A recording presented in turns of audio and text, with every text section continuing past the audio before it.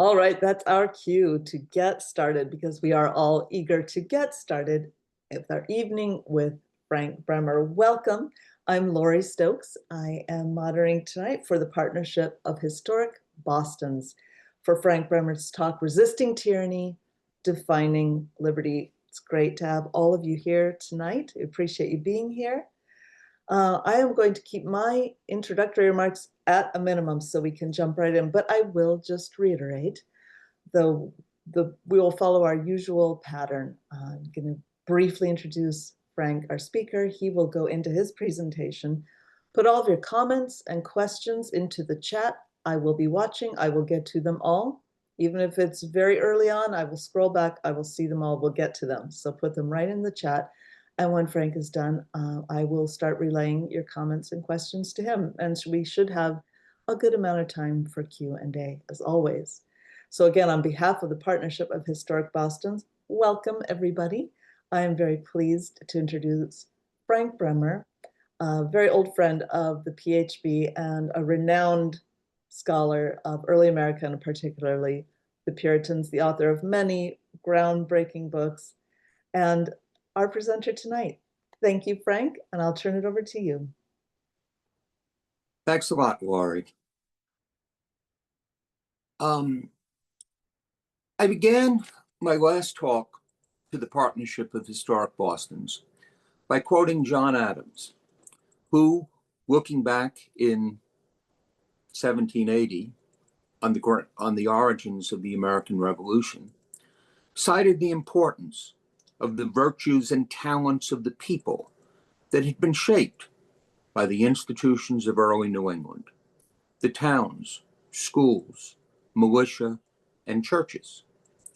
In that talk, which is available on the Partnership website, I focused on the defense of liberty against tyranny by the Puritan colonist of the 17th century, the revolution before the revolution that we have identified as a theme. Today, I wish to turn my focus to how the Puritan colonists of the 17th century defined and enshrined their liberties. While the legacy of resisting tyranny and standing up for liberties remains as important for us as it was for John Adams, it is also important to remember what liberties the colonists were willing to fight for.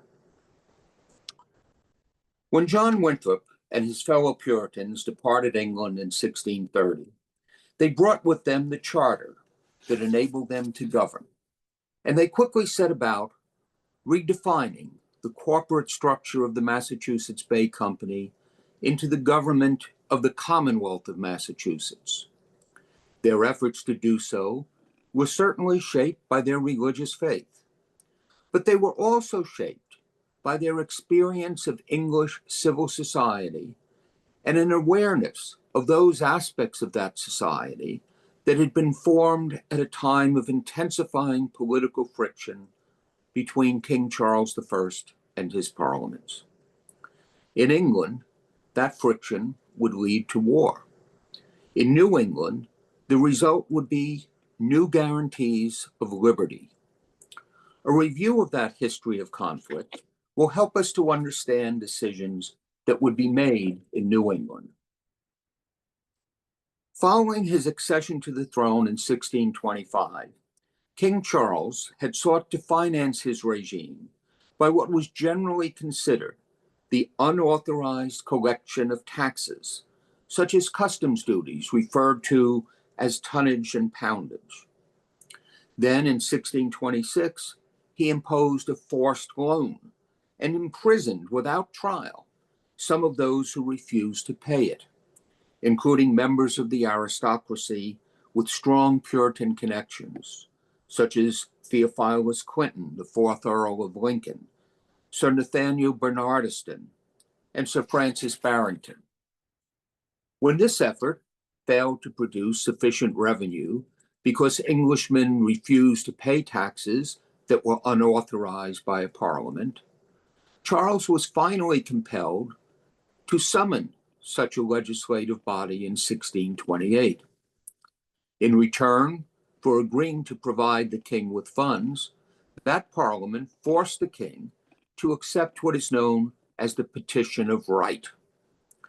That document set out a number of grievances, including complaints about statutes that had been broken, and then set forth certain rights and liberties, including that no person should be forced to pay any form of tax without an act of Parliament, no one should be imprisoned without due cause, and that troops should not be billeted in private homes without the consent of the owner.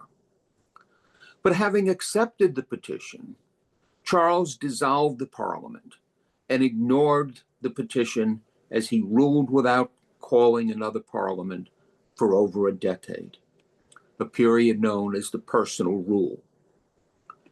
During the Personal Rule, from March of 1629 to April 1640, Charles ruled without any opportunity for parliamentary response. He regularly violated the principles that he had accepted in the Petition of Right, employing questionable medieval laws to raise money and supporting religious innovations that alienated Puritans and many others. His efforts to impose changes in the religion of his northern kingdom of Scotland produced an uprising that led to open conflict known as the Bishops' War.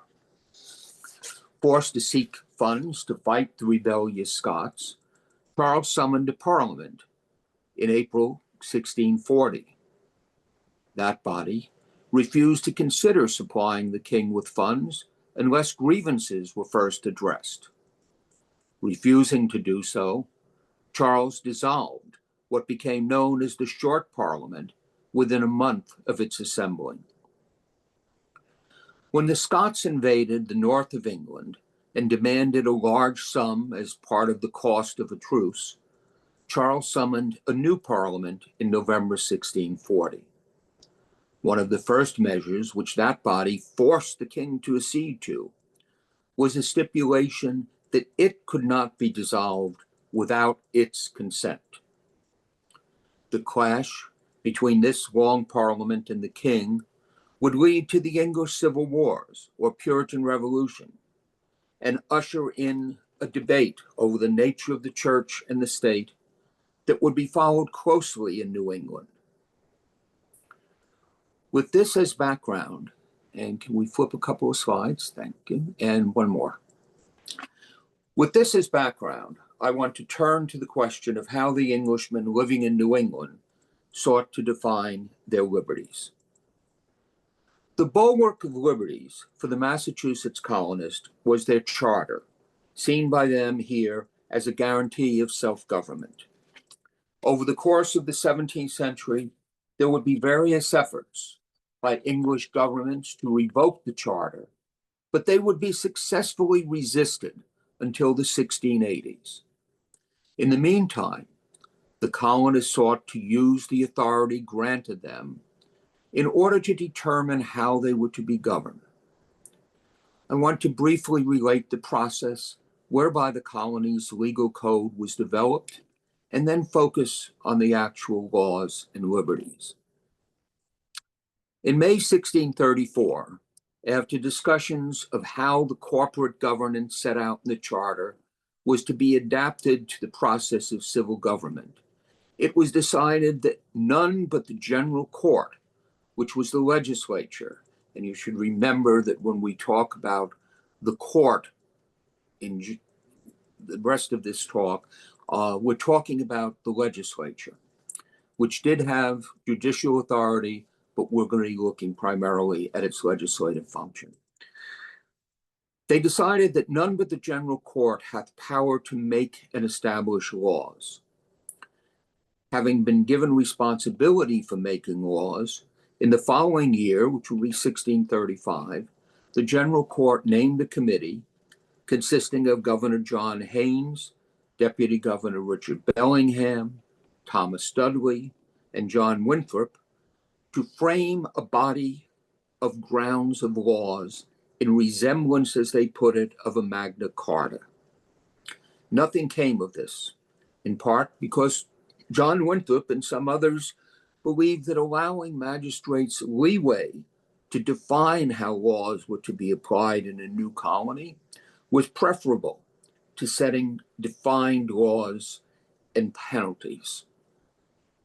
In 1636, the General Court tried again, charging a committee consisting of Governor Henry Vane, Deputy Governor John Winthrop, John Haines, Richard Bellingham, and the clergymen John Cotton, Hugh Peter, and Thomas Shepard to make a draft of laws that would be agreeable to the Word of God and which might be the fundamentals of this Commonwealth, and so presented to the next General Court. Distracted, no doubt, by the Pequot War and the turmoil surrounding the controversy involving Anne Hutchinson, that committee also failed to complete its task, though John Cotton compiled Moses his Judicials, a code based entirely on judicial law from the Old Testament. That proposal, it should be pointed out, was not adopted by the General Court. In 1638, the freemen, the voters that is, of every town were instructed to come together, identify what laws they thought should be fundamental, and present them to yet another committee that would organize the results into a compendium of laws. John Cotton and Nathaniel Ward appeared to have been the most engaged members of that committee, which sent its results back to the towns, which in turn reflected on them and sent their views to the General Court. Based on this input, in 1641, the court approved the Body of Liberties, adopted by a popularly elected legislature after input from citizens in various towns. It was not a code of laws, but a statement of principles upon which the colony's civil society was based, comparable to Magna Carta or a Bill of Rights. 6 years later, the General Court approved an actual legal code, which was published in 1648 as the Book of the General Laws and Liberties Concerning the Inhabitants of Massachusetts. Hailed by legal historians as the first printed code of laws in the Western world, it arose from the history of English legal disputes, but was also influenced by the reform ideas advanced by groups that had emerged in England during the English Civil Wars, such as the Levellers.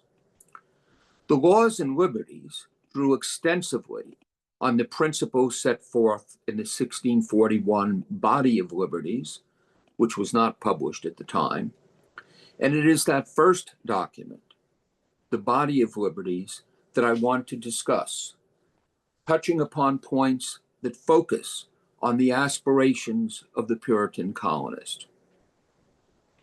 We do not have time to review the entire document, which you can find and read online.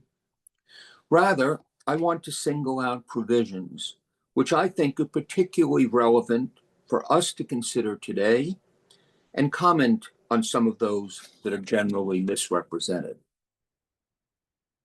The preamble to the Liberties of the Massachusetts Colony in New England, 1641, read, "The free fruition of such liberties, immunities, and privileges as humanity, civility, and Christianity call for as due to every man in his place and proportion, without impeachment and infringement, hath ever been the tranquility and stability of churches and commonwealths, and the denial or deprival thereof, the disturbance, if not the ruin of both." The document then went on to enumerate those liberties, starting with a basic statement asserting the importance of due process. "No man's life shall be taken away, no man's honor or good name shall be stained. No man's person shall be arrested, restrained, banished, dismembered, nor any ways punished. No man shall be deprived of his wife or children. No man's good estate shall be taken from him, nor any way endamaged, under color of law or countenance of authority, unless it is by virtue or equity of some express law of the country, warranting the same, established by a general court and authentically published. Next came an important right, which, though challenged by some today, remains, I believe, a bedrock of American liberties.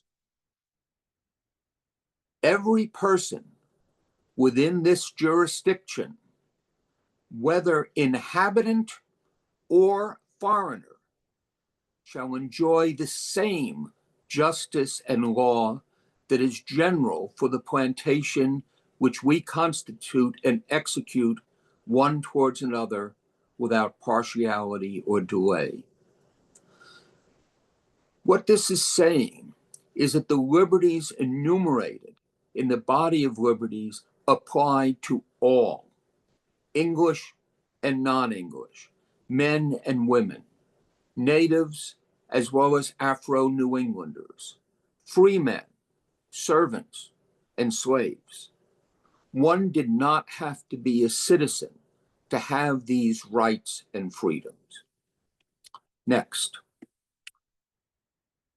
number 12, every man, whether inhabitant or foreigner, free or not free, shall have liberty to come to any public court, council, or town meeting, and either by speech or writing to move any lawful, seasonable, and material question, or to present any necessary motion, complaint, petition, bill, or information whereof that meeting hath proper cognizance, so it be done in convenient time, order, and respective manner. Here, the universality of rights is made specific for attending public events, and the rights to free speech and to petition for redress of grievances are emphasized. The right to demonstrate, which has been an important part of American public life for almost 400 years, right down to our present time, was established in New England by the Puritans. Petitioning was important in the civic life of the colony. Adrian Weimer, a distinguished scholar who has been a speaker for the partnership, has made much use of 17th century petitions in her work, for there were many times when the colonists petitioned their government for redress of grievances. Moving on. Number 18, no man's person shall be restrained or imprisoned by any authority whatsoever before the law hath sentenced them thereto, if he can put up sufficient security, bail, or man prize for his appearance and good behavior in the meantime, unless it be in crimes capital and contempts in open court, and in some cases where some express act of court doth allow it. Here we have an assertion in the 17th century, in 1641, of the right to due process and habeas corpus. Next, number 41, every man that is to answer for any criminal cause, whether he be in prison or under bail, his cause shall be heard and determined at the next court that hath proper cognizance thereof, and may be done without prejudice of justice. The colonist insisted on speedy justice. Would that criminal procedures were conducted with such speed today. Number 46, for bodily punishments we allow among us none that are inhumane, barbarous, or cruel. Remember, this is at a time when in England, men were stretched on the rack, hung, drawn, and quartered, branded with symbols of their crime. And an embroidered scarlet letter doesn't seem so bad compared to having a T branded on your forehead if you were judged a thief, and disfigured. These were all punishments that were common in England. There will be a number of people, when during this same period, at the conclusion of the English Civil Wars with the restoration of the monarchy, Charles II will order the body of Oliver Cromwell dug up, the head cut off, and stuck on a pike above the gates of the city of London. At any rate, moving on. No man shall be put to death without the testimony of 2 or 3 witnesses, or that which is equivalent thereunto. This speaks for itself, though what the equivalent of a witness was could be interpreted broadly, as it was, unfortunately, in the Salem witchcraft trials. Numbers 58 and 60. Number 58, civil authority hath power and liberty to see the peace, ordinances, and rules of Christ observed in every church according to his word, so be it done in a civil and not in an ecclesiastical way. Number 60, no church censure shall degrade or depose any man from any civil dignity, office, or authority he shall have in the commonwealth. These get us to the question of church and state, which is often misunderstood. The New England Puritans achieved a greater separation of the institutions of church and state than was to be found in England or elsewhere in Europe at the time. In England, the king was also the head of the church. Bishops were de facto members of the House of Lords, where they voted on taxes and legislation. And church officers served in the national courts and on the king's advisory councils. In Massachusetts, no church officer could hold office in town, county, or colony government. Contrary, I might point out, to what many believe, John Winthrop was not a clergyman, but an ordinary layman. Furthermore, as this liberty makes clear, church judgments against a person, such as a censure or excommunication, did not alter one's status or rights. The importance of religion in the society cannot be denied, but the Puritans believed that the liberties they codified in this document extended to all residents, including non-Christian, Afro-New Englanders, and Native Americans. And as noted previously, when given an opportunity to enact Moses' judicials, a strict biblical legal code, the Massachusetts General Court declined to do so. Massachusetts was not a theocracy, and attempts to identify it with today's Christian nationalist agenda are historically inaccurate.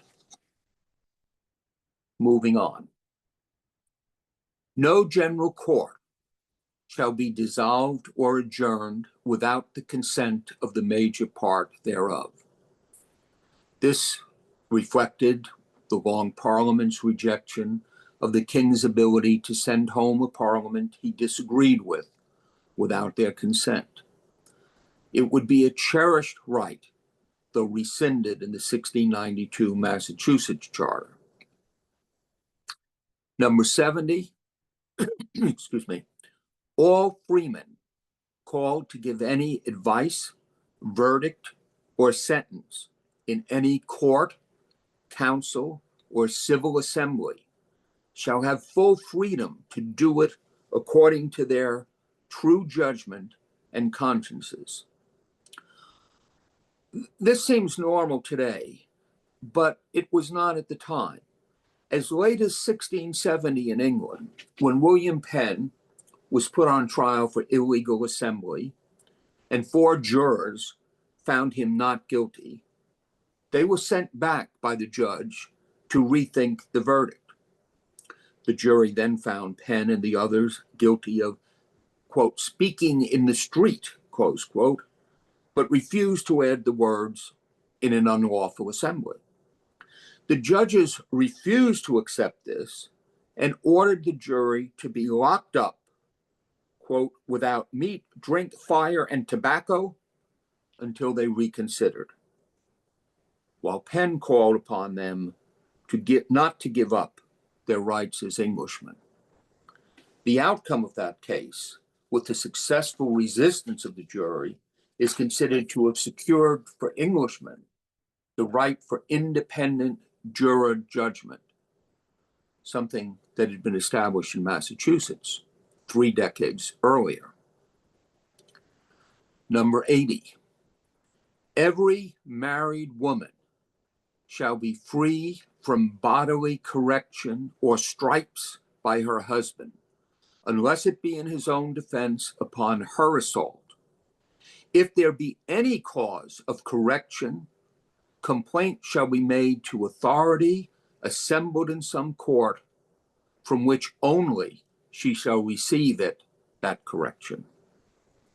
This was an advance, not only in English law, but on the practice throughout Europe and much of colonial America. In general, women would have more legal rights in colonial New England than elsewhere, though far from what they rightly possess today.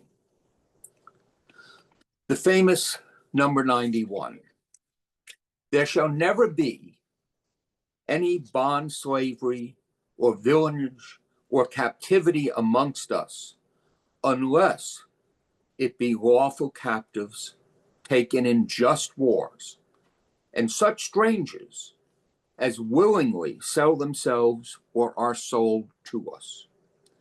And these shall have all the liberties and Christian usages which the law of God established in Israel concerning such persons doth morally require.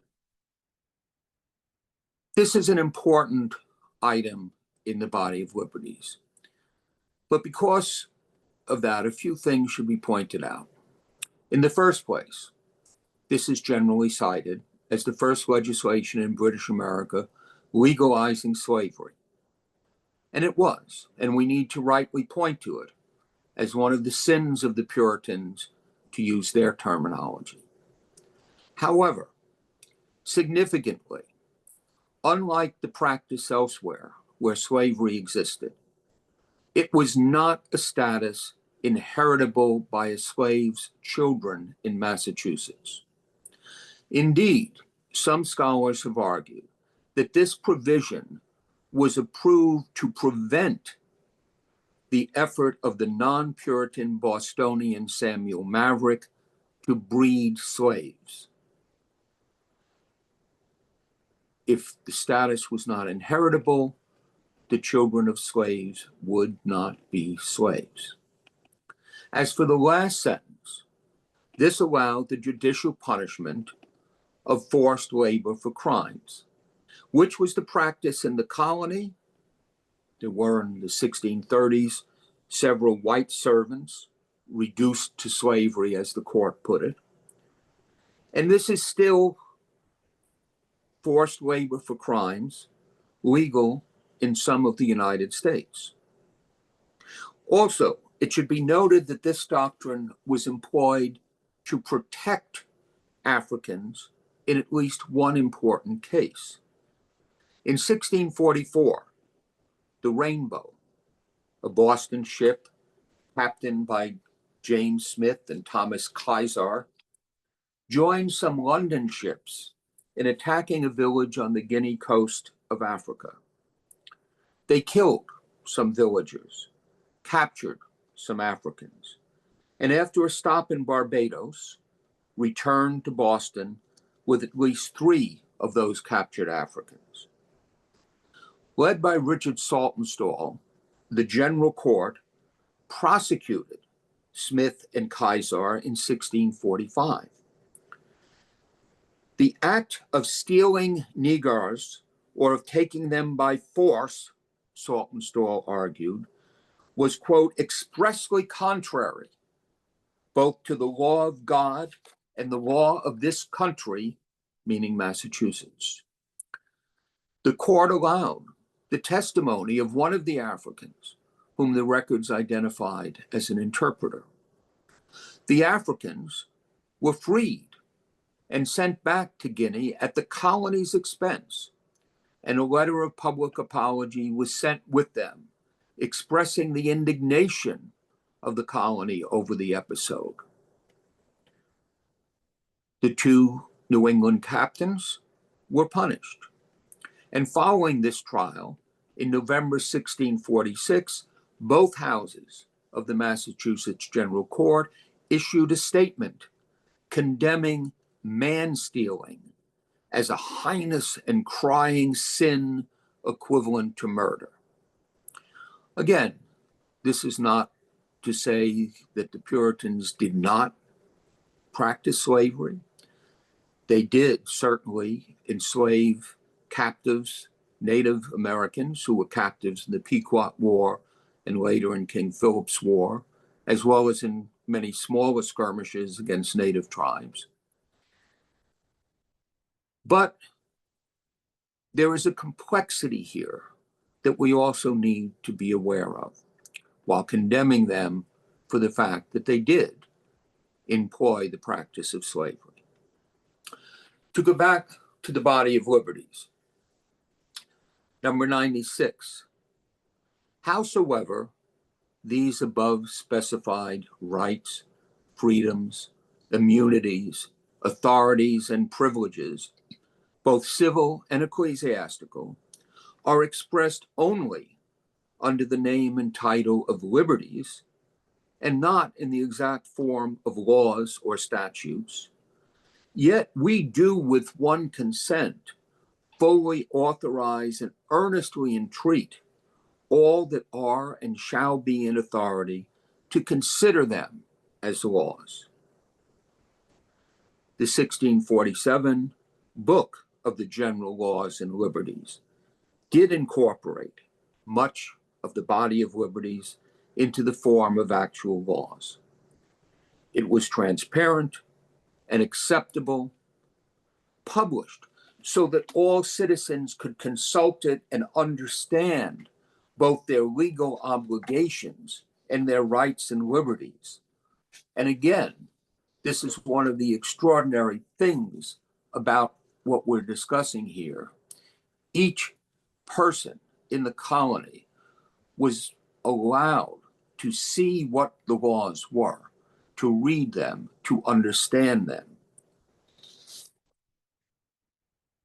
One point to note about the laws and liberties, which did not only put all these principles into statute form, but also specified penalties, that code dramatically reduced the number of crimes that were considered as capital offenses punishable by death compared to what the practice was in England.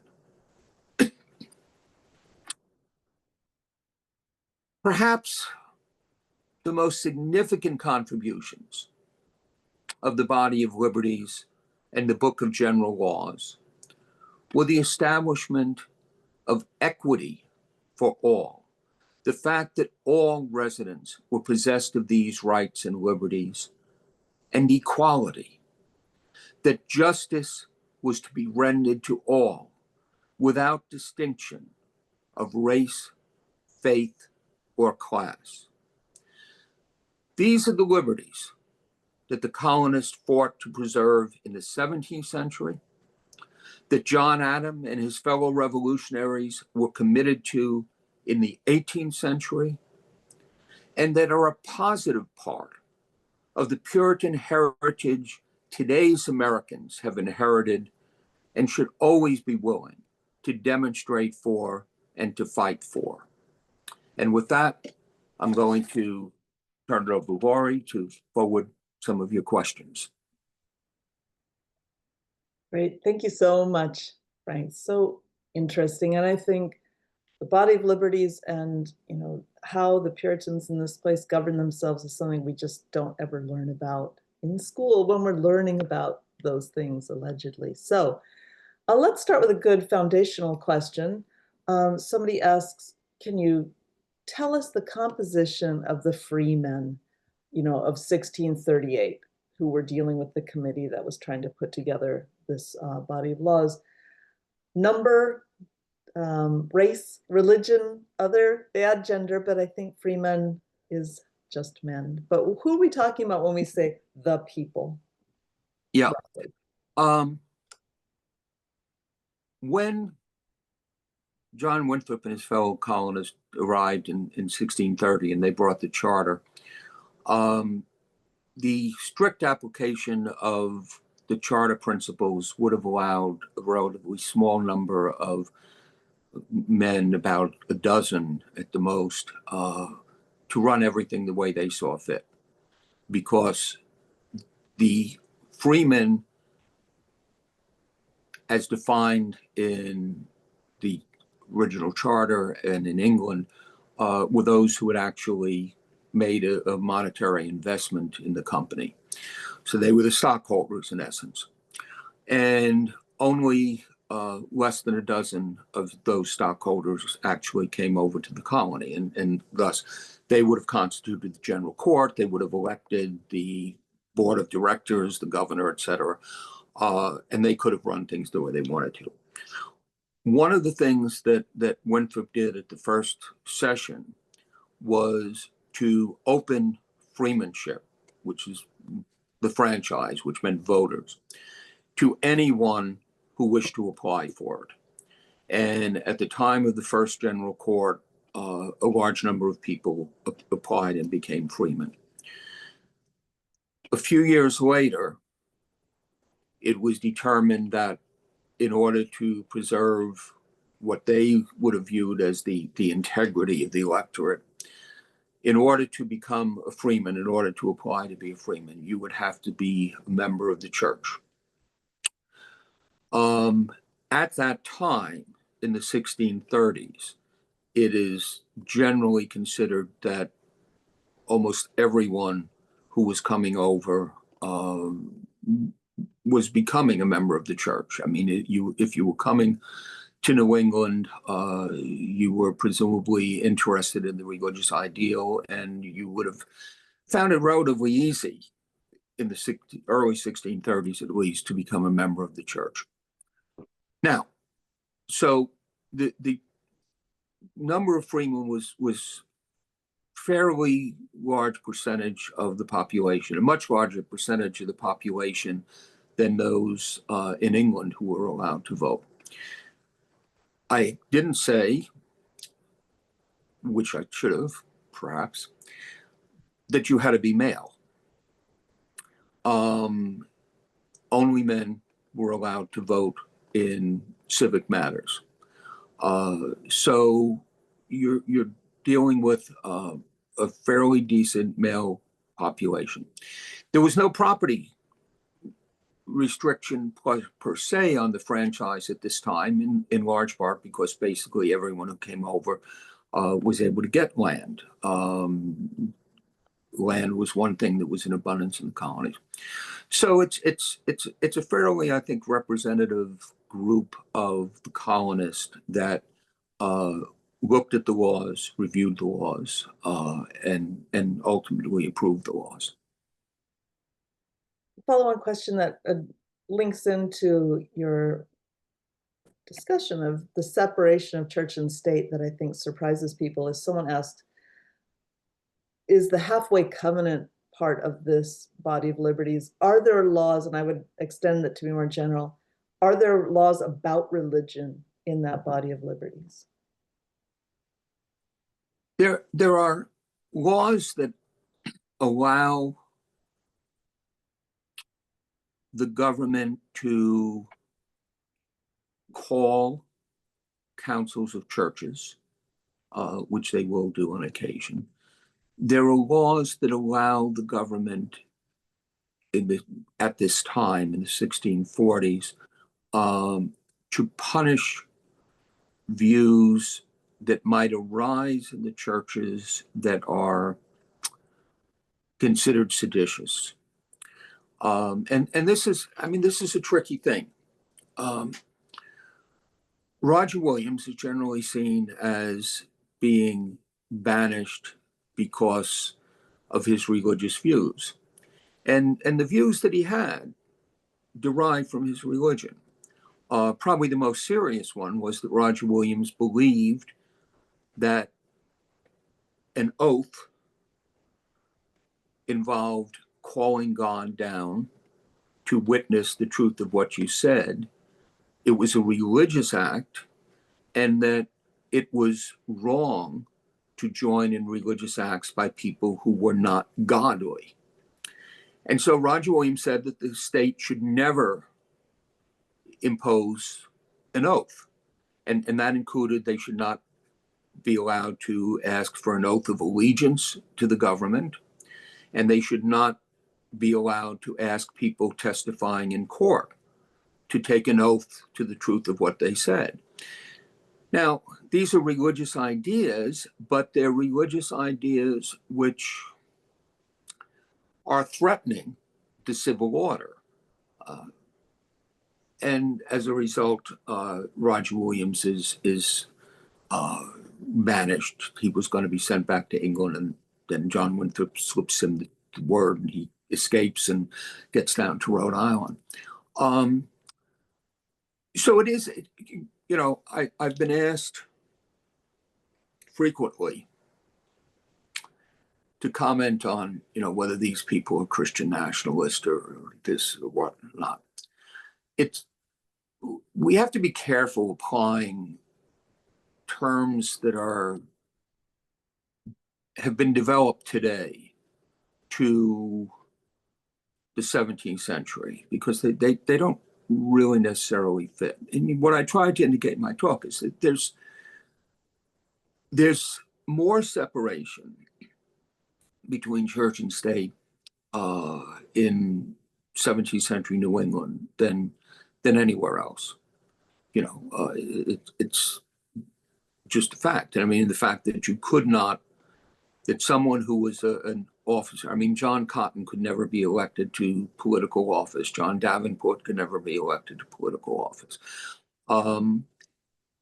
They kept the institutional identity as separate as possible. And a good example of this is that when we look at the controversy that swirls around Anne Hutchinson was convicted by the general court acting in its judicial capacity for what they believed was the crime of sedition. She then had a separate trial in the First Church, Boston, where her fellow congregants excommunicated her. So, yeah, I mean, for instance, I mean, John Winthrop was part of the court that found her guilty of a civil offense. He was also a member of the congregation which excommunicated her, so he got to vote against her twice. But they believed that distinction was important. They also rejected, in the course of their judicial processes, what in England was very frequently used, and that was the oath ex officio, where basically people could be forced to testify to the truth of whatever they would say. I mean, whether they would be forced to self-incriminate themselves because they were put under oath to answer questions that would incriminate them. There's no denying, though, that the people who came to New England came to establish a godly society, an exemplary society. They were Puritans. They were all Christians. Their values were shaped by their religious background, just as today many people are. I was struck today in listening to some of the comments that Nancy Pelosi made along with her retirement from the Congress, or announcing that she won't run again. And basically, she summarized her philosophy of governance, and it was essentially a close summary of some of the provisions of the Sermon on the Mount. To be kind to others, to take care of others, to be responsible for one's neighbor. There's no question that her Roman Catholic background has shaped her values very often. And we see this with other political figures. And we see this with people who have a Judaic background. And we see this in Muslim office holders as well in this country. But to say that individuals bring their personal values, some of which are religious values, to government does not make it a theocracy. And among other things, a theocracy is generally run by a single individual, whether an ayatollah or a pope or whatever. This is a much more participatory, democratic type of society. Not entirely democracy as we would know it, but it is something where it's not one person or a small clique of people who are making decisions. It's not a king. It's the people, and the process in which the body of liberties is done, I think is fascinating. I mean, you ask the people to assemble in their town meetings and to talk about what should be the laws, and you send them in, and a committee reviews it all, and they come up with the body of liberties, and they send that back to the towns in order for the townspeople to say, yeah, this is pretty good, and to instruct their representatives in the general court then to enact it into a law, to pass it. That leads right into what I feel may be a bit of a skeptical question. I mean, given what you've just said, that this was a ground up process in that way of everybody voted, listened to what it was, voted, maybe sent revisions, etc. Someone asks, they're very powerful words in the body of liberties, but how much were they really followed? Like just that fear, like, well, you can say everyone's getting a fair day in court, but did they really? And I think it also leads into a question about enforcement, like what was the enforcement mechanism? And maybe in this very homogenous society, just the shared culture was part of that. I think it's becomes embedded in the political and judicial culture of early New England. It's people are treated equally. And I've written it in my biography of John Winthrop, of what I think is a remarkable instance where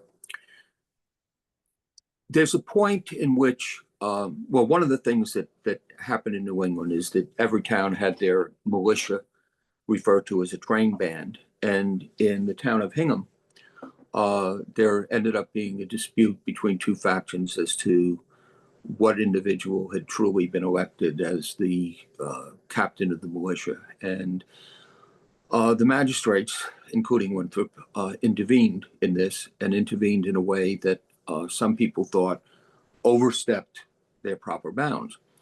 And so people in Hingham basically brought a complaint against John Winthrop, who at the time was deputy governor of the colony. And he was sitting on the magisterial bench, if you will.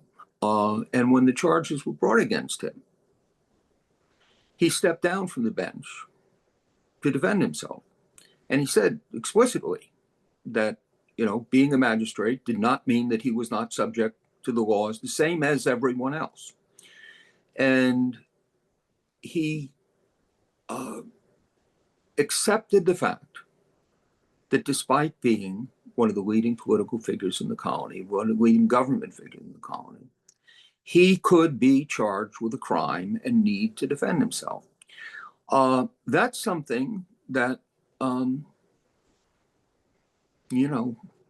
recent years, the Supreme Court has indicated that if you're powerful enough in sitting in the office of the presidency, you cannot be charged with a crime.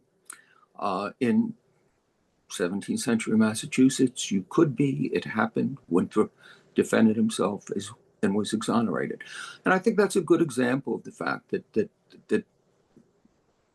the values in the body of liberties are embedded in the culture.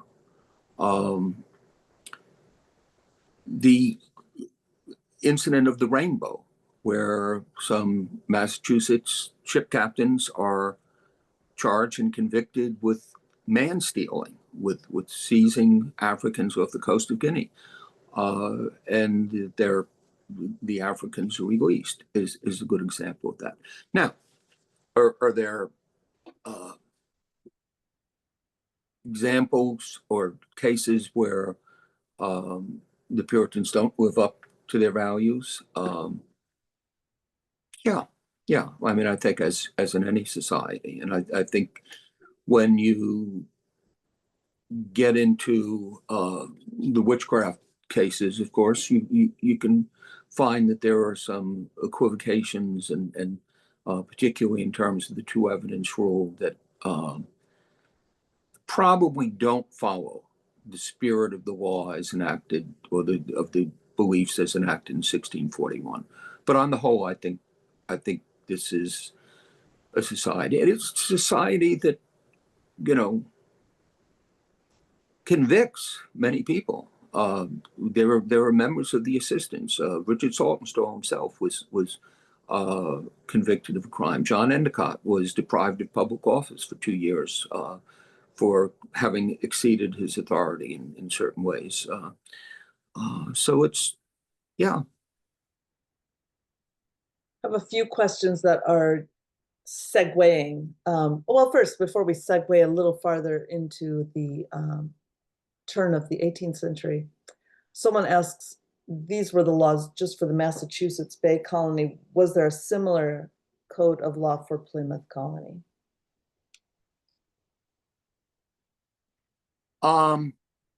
Plymouth passes laws that are very similar. They don't do it as quickly. But yeah, Plymouth is very similar. Connecticut is similar. New Haven is a little bit off from the standard norm, in that New Haven is going to allow for more magisterial judgments as opposed to jury trials in some of the elements. And New Haven, you could argue, passes some laws that are more directed towards regulation of religion. But on the whole, in this, Massachusetts tends to set the pattern. Okay. So this is going to be kind of a part A, part B type of question. First, going from what you just said about Winthrop and that example he set, someone asks, how long did Winthrop's idea that the settlement would be a godly community believing the same things and perhaps upholding that code of law last before Massachusetts became a more secular society?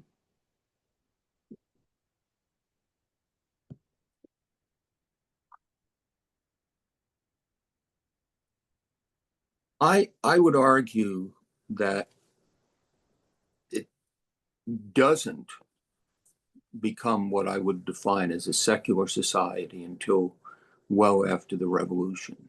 If you look at the Revolutionary era, I mean, John Adams, who initially considered actually entering the ministry, is, writes articles in the Boston Gazette, I believe it was, attacking British policies that he signs Winthrop or Bradford. He uses both pseudonyms, connecting himself to that. Samuel Adams notoriously talked about the ideal of he didn't say a city on a hill, but he said he wanted to create a Christian Sparta. There are secular elements, but essentially, I think the idea of creating a society based on some very broad Christian/Puritan values, I think, persist through the revolution, and it's the very fact that Massachusetts is not designated as a state but as a commonwealth speaks to John Winthrop's ideal that we must labor and suffer together, we must mourn for each other, with each other, we must work for the common good, and that value is there. Now, it changes, and if I can digress for a moment and then work my way back. One of the things that you find in early New England, if you study the religion, is that there are some people who pretty much feel, and Thomas Dudley is one, I would argue, Thomas Shepard among the clergy, and so, that they've worked out what the answers should be. That if you're searching for the true faith, they know what it is, and they're pretty inflexible on that. Others, and Winthrop is one of them, Bradford and Plymouth, I would argue, is another, and there are many others, believe in what the Pilgrim pastor John Robinson called further light, that we don't have all the answers, that we still need to learn more about what God wants us to do. And Winthrop, in the Christian charity sermon, from which we remember the city on a hill and all that, basically says, if we do our best to honor God, he will reveal much more of his truth to us than we have known previously. And it's a perception that there is more that one could learn. As the 17th century progresses, and there are other voices that say, well, this is our view on baptism. We think it's what most people are doing is wrong, or this is how the Spirit is speaking to me. It's a struggle, but by the 1670s, you have an established Baptist church, which exists in Boston. You have Quaker community in Plymouth and some certainly in Rhode Island. It becomes a broader Christian commitment, not just congregationalist. And the Puritans divide between those who take a congregationalist approach and those who take a Presbyterian approach. And even within that, you have variations. So, and you could argue that in moving towards pluralism, which happened particularly in the 18th century as a result of the Great Awakening, that you're moving towards a more secular society. If secular means diverse, religiously diverse, but I think it as I started my answer, I think through the revolution, this is still a society that is largely committed to a religious ideal. And that leads right into the next question, which is, John Adams, when he wrote the state constitution of Massachusetts, did he draw from any of that body of liberties? Or, specifically what he might have thought of as a Puritan inheritance? Yeah. if we The know. specific question I would leave for people overworking at the Adams Papers at the Massachusetts Historical Society, because I really haven't looked into that in any detail. But he does, in his writings prior to the Revolution, speak of Puritan inheritance, Puritan values. I mean, he certainly was aware of the laws and liberties and the body of liberties. I would think that they probably shaped his thought. But to be perfectly honest, as a narrow specialist in the 17th century, I don't think I've ever actually read the text of the Massachusetts Constitution. So I hesitate to look for any connections there. All right, same here. Let's go back to the 17th century. We have someone asking an interesting kind of double question, which is, you mentioned the charter that allowed the Puritans in the Massachusetts Bay Colony to create any laws they needed, so long as they were not repugnant to the laws of England, which were not as defined as the laws of New England. How did they manage that tension with England, with the king, since there was no parliament to deal with? They had to walk a very careful line of, like, they're developing a very different system and they're not supposed to be developing a very different system. And this person says, how long did they have that autonomy before the charter was revoked? How long were they able to govern their own affairs in the way they thought was best, which was not like the way it was in England? Well, pretty much up to the revocation of the charter in 1684. Now, the significance of bringing the charter is that the practice in England was that if a corporation was chartered by the king, whether it be the monopoly of merchant adventurers or any economic group, or the Virginia Company, or any similar colonial venture, the one of the ways, the easiest way for the king to revoke the charter and take all of the rights back into his own hands was to send officials to physically seize it. You know, if they took the document, you lost your charter quite literally.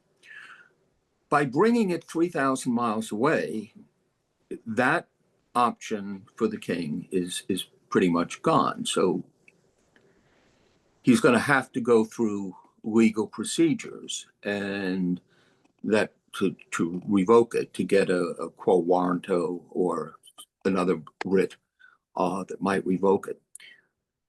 There are efforts by the king to do this in the 1630s, but the colonists are very skillful in drawing out the process. And then the king suddenly finds himself in a war with the Scots. And then he finds himself immersed in the English Civil War since the 1640s through 1660. Certainly, there's no threat to the Massachusetts Charter. In fact, some of the colonies have their rights verified by Parliament, the Puritan parliaments. The beginning of the 1660s, there will be new attempts. The Earl of Clarendon, as an advisor to Charles II, will try to take steps to coerce the colonists. But again, it's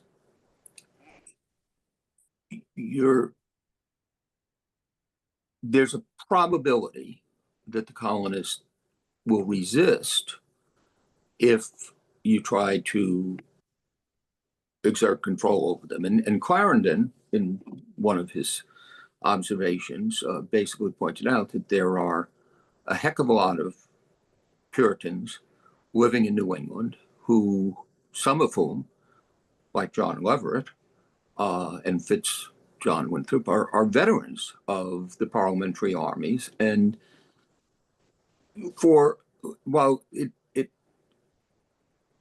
ultimately proved unsuccessful, but at least sounded feasible for George III in 1775 to conduct a war 3,000 miles away from the mainland against a rather large and angry population.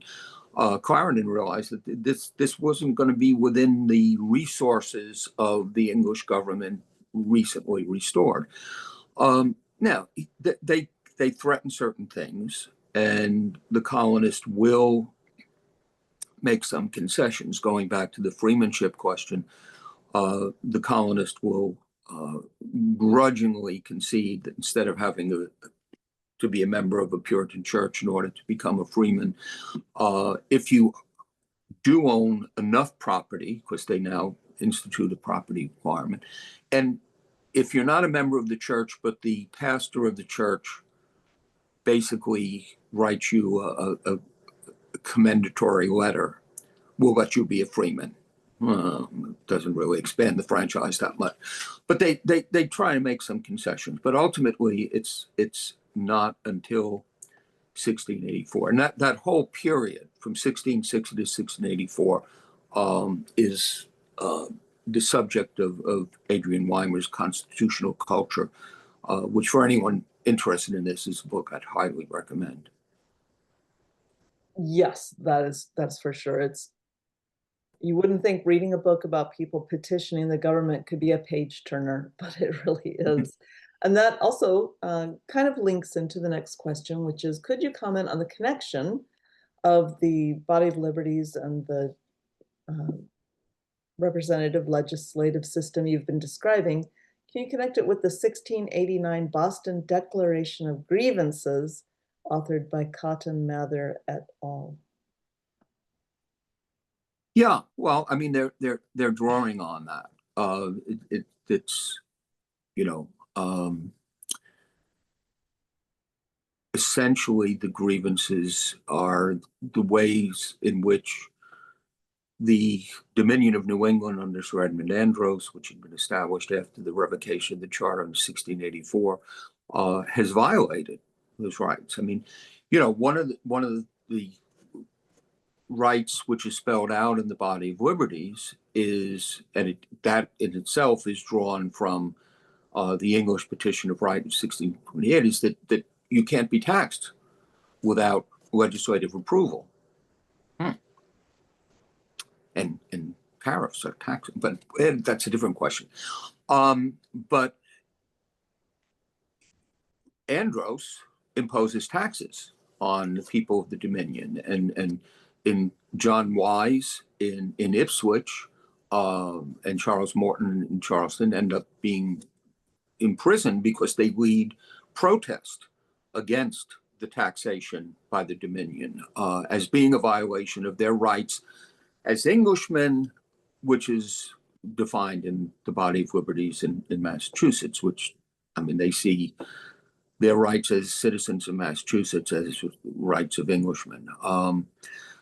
And there are others as well. I mean, so some of the grievances drawn up in the town hall in the 1689 rebellion are specifically pointing to ways in which their rights, which are rights of Englishmen as they had been specifically defined in the body of liberties, are had been violated by the Andros regime.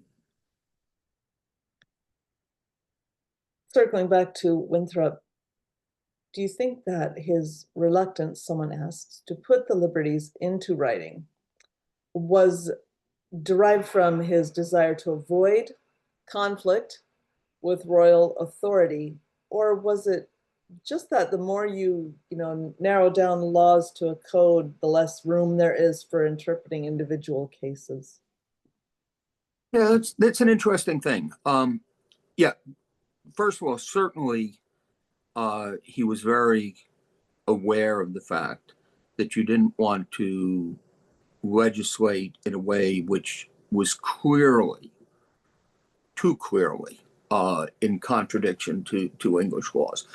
But the whole issue of discretionary authority.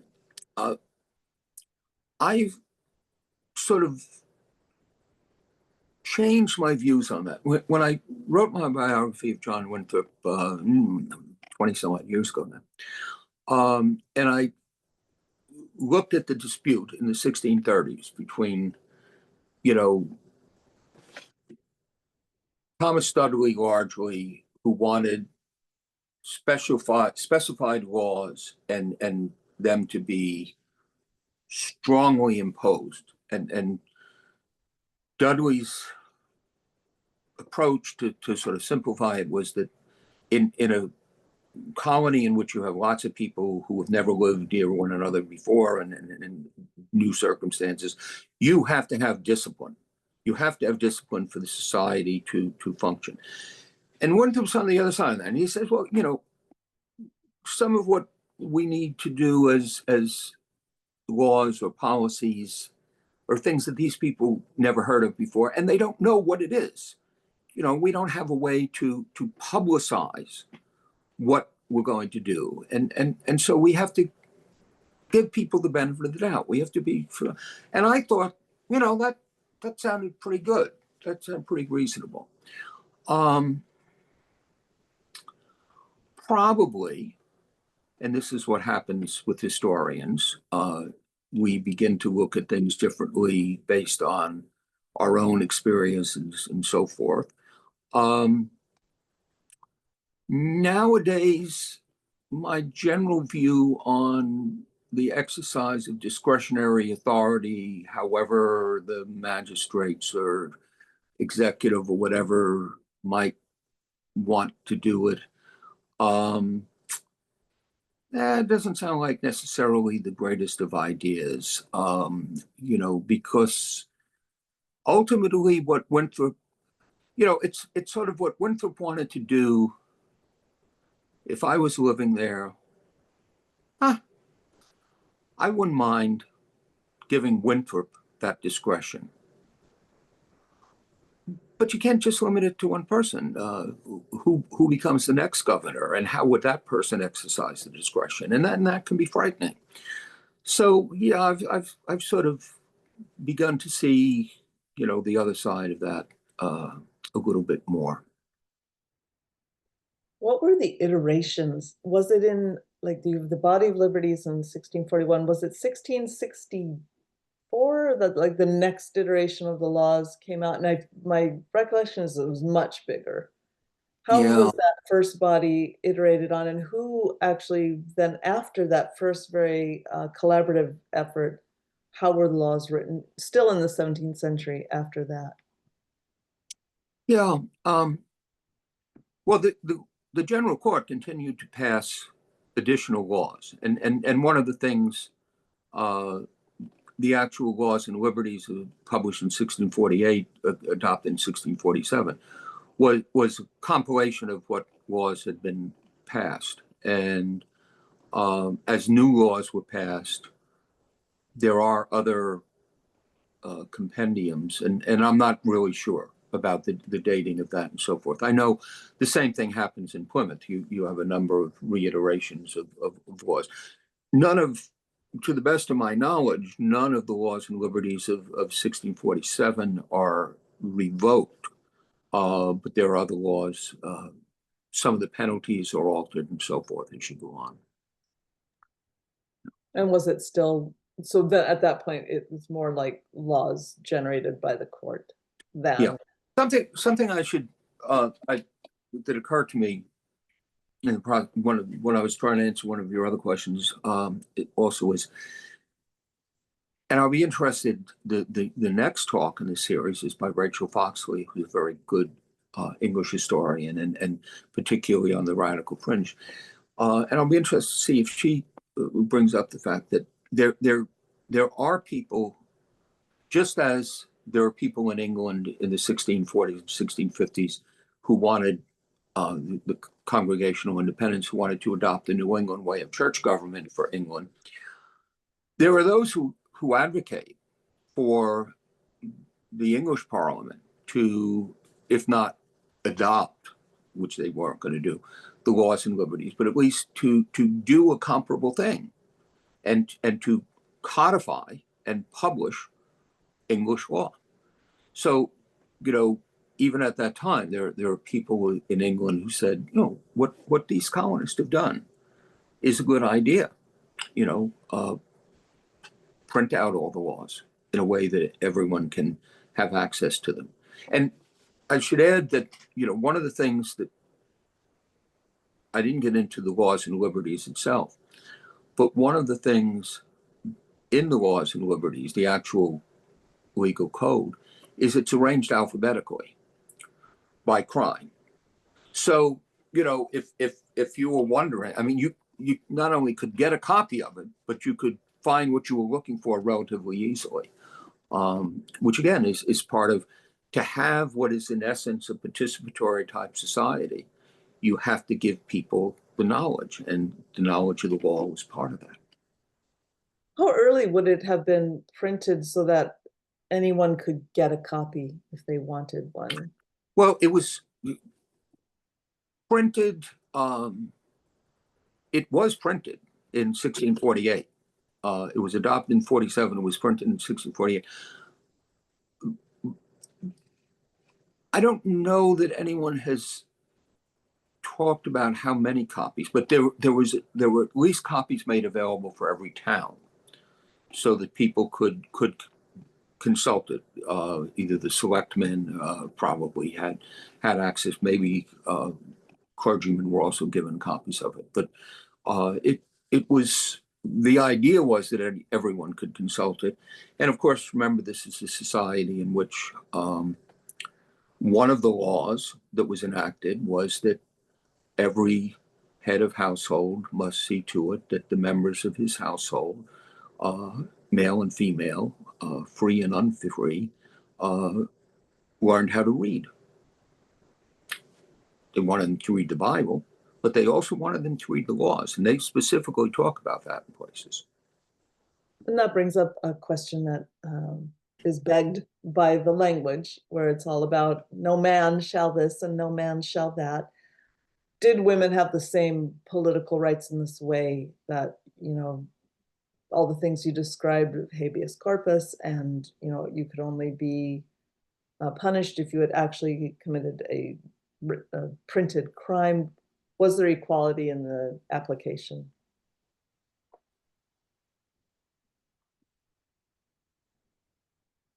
Women had the legal, as far as we can tell, their rights were protected by the law, and equally. And there are men who were convicted for abusing their wives. Women did not have the vote. I mean, they do not have the rights of citizenship. However, there's some evidence that in town meetings, women who had inherited property from their deceased husbands were allowed to participate in the town meetings.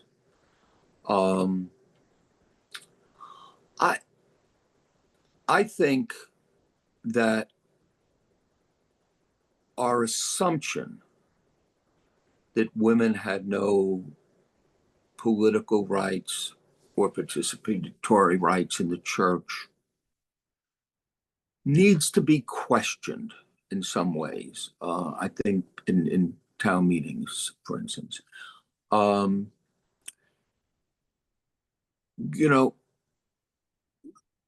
There's one of the things I've been working on for a while is trying to tease out what evidence there is that women were allowed, the level of participation women were allowed in congregational churches.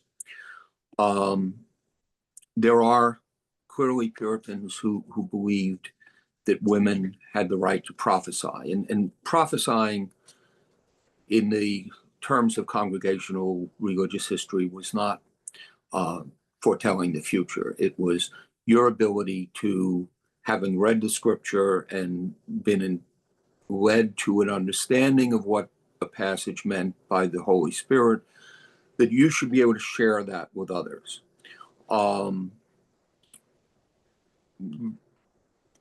No Puritans would deny that women could share their religious views within their household with other women.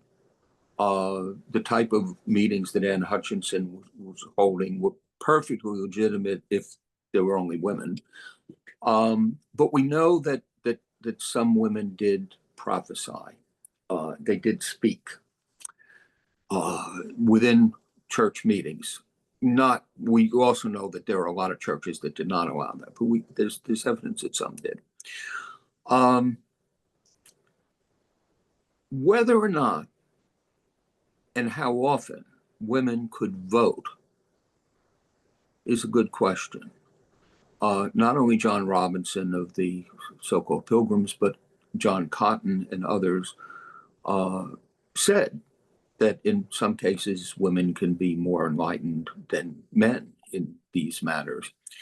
Cotton, on at least one occasion, and right now I can't give you chapter and verse on it, but on at least one occasion, Cotton does specifically ask women to vote on an issue before the First Church of Boston.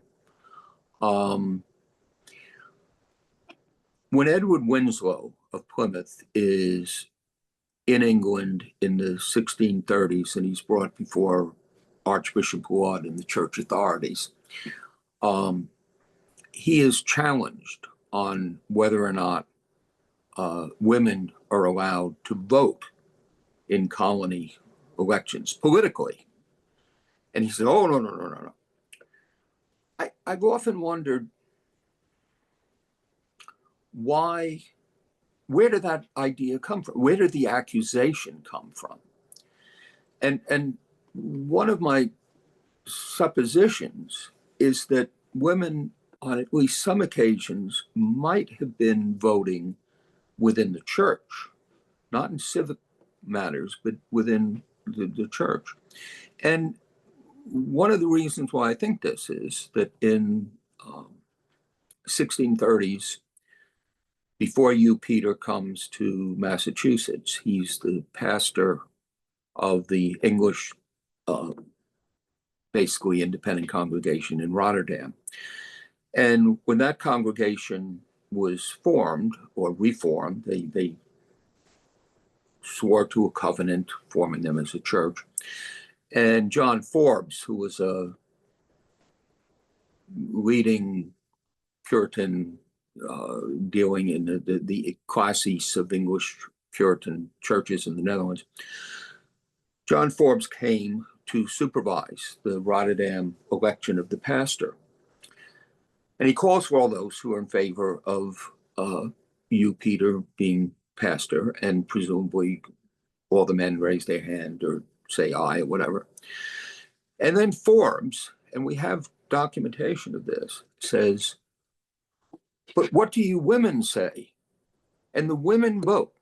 The women in the Rotterdam church in 1630s passed a vote for Hugh Peter as their pastor. It's one case. I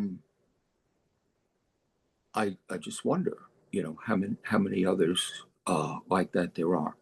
But to get back more to, I think, the gist of the question is interest. Before the law, I think women are treated equally. Their inheritance rights are greater than in England. Politically, colony elections, they don't have a role. Town meetings, they do have some role, at least those who have inherited property and are heads of household, basically, at that point, are allowed in some towns to have a say. There is so much more that we could hear from you, so much more we don't know that we can all discover. And it is great to be able to talk with you about just some of this work. Thank you so much, Frank. I just want to thank you again and to put up the slide for our next presentation, which is, as Frank mentioned, Rachel Foxley talking about radicalism and resistance in the English Civil Wars. People here in this place they called New England kept a weather eye on what was going on in Old England, and they had a huge interest and stake in the Civil Wars in England. So make sure you're with us. Gosh, is that just 2 weeks? Wednesday, November 19th. And you can go to historicbostons.org to sign up for that. So thank you once again, Frank, and thank you everyone for your very thoughtful questions. I think it was another remarkable Q&A session with PHB audiences. So we are going to finish up by just putting up our donation screen. You can scan that QR code, or you can go to historicbostons.org/donate and help us uncover Boston's history, as it says. So thanks again very much, everyone.